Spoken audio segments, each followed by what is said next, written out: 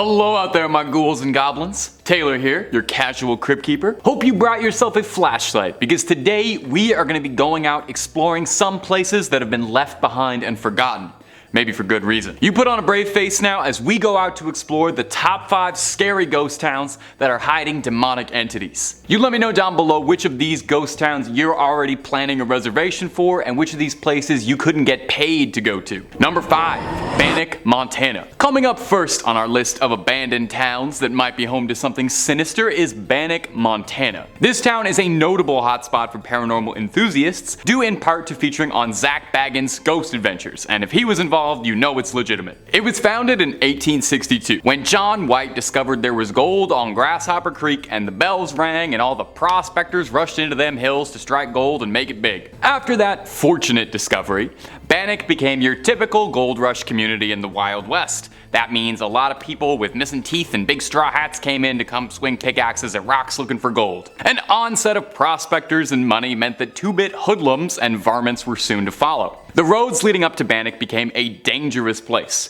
where holdups, robberies, and all kinds of high noon trouble became common. It became infamous as one of the most dangerous parts of Montana. The route leading into it had more robberies than any other stagecoach route in the country at the time. And the wildest thing about this already pretty Wild West tale is that the leader of the outlaws that had been raiding the stagecoaches on Bannack was Bannack's own sheriff. That is incredible. That's an M. Night Shyamalan twist. Certainly explains why they were able to get away with it for so long. Now, with such a storied and troubled history of violence surrounding the town, is it any wonder that it's speculation that it's haunted? By the late 1860s, Bannack's gold rush began to fade, and it started to lose importance as a mining community to bigger things like Virginia City. While there were still people living in it all the way up until the 1950s, its trade diminished greatly. Less gold, less money, less people, less crime, fortunately enough, but less of a community. Eventually, the last few residents were displaced and the town would be converted into a state park. You can visit the decaying town now, kept preserved as if people should live there but don't. In a way, Bannack is much like these lives of all those prospectors and hopefuls, cut short tragically, existing now just as a spooky memory of a different time. And if you're looking for more spooky stories, well, Top 5 Scary has all of that and then some. We've got a little bit of everything that freaks you out. Aliens, cryptids, ghosts, goblins, conspiracies. If it's spooky, we've got a video or 2 on it. So hit subscribe, make sure you hit that bell, and don't miss a single scream out of us. But hey, do that at the end of this video, okay? I got way more ghost towns coming up for you.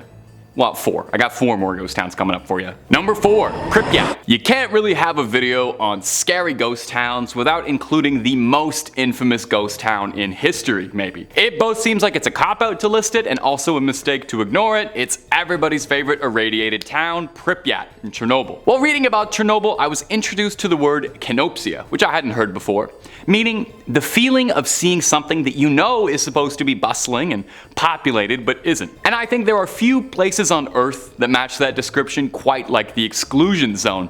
You look at it, and it seems like everybody literally left in a second, leaving behind their personal belongings, their things. It seems like at any moment, Chernobyl should come back to life, but won't. A safety test simulating a station blackout power failure would lead to a cataclysmic fire, leading to radioactive material being blown all over Pripyat and the surrounding areas, making it an inhospitable wasteland. 50,000 people used to live here.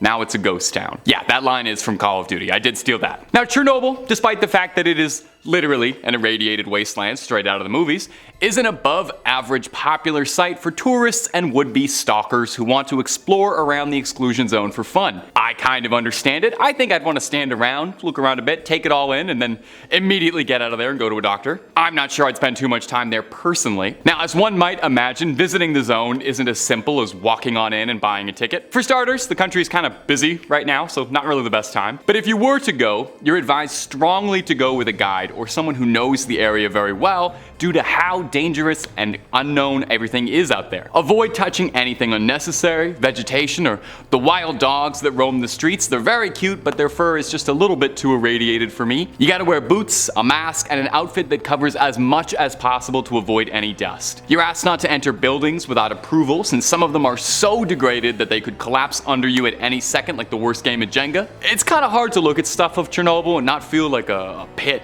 in your stomach, you know? Looking at what happens when human indifference wreaks unspeakable havoc to the lands around it, poisoning the earth forever, radiating the animals, destroying people's homes and lives, and this ended on a bit of a bleak note, didn't it? I'm sorry, this list of abandoned towns hasn't been more fun. I did try to look if maybe there was like an abandoned circus or like an abandoned Toys R Us that would have been fun to talk about, but it's mostly going to be irradiated wastelands and places where everybody died. Sorry. Number 3, Centralia, Pennsylvania. Coming up next on this list of spooky ghost towns is going to be Centralia in Pennsylvania. Now, as far as ghost towns go, Centralia's got a bit of the Hollywood bug, serving as the inspiration for the titular town in the 2006 horror flick Silent Hill. Now, as a Silent Hill mega fan, I feel the need to point out the video game version isn't based on this town, but it is mostly based on Kindergarten Cop. Look that up, it's a weird thing, but the school in Silent Hill, school in Kindergarten Cop, I don't know. Now, Centralia, back to this one, was a once flourishing community wrecked by a coal mine fire that destroyed the town, leaving only fog and ash raining over the skies. In 1962, a fire started in a landfill and spread to the coal tunnels that lay deep beneath the city,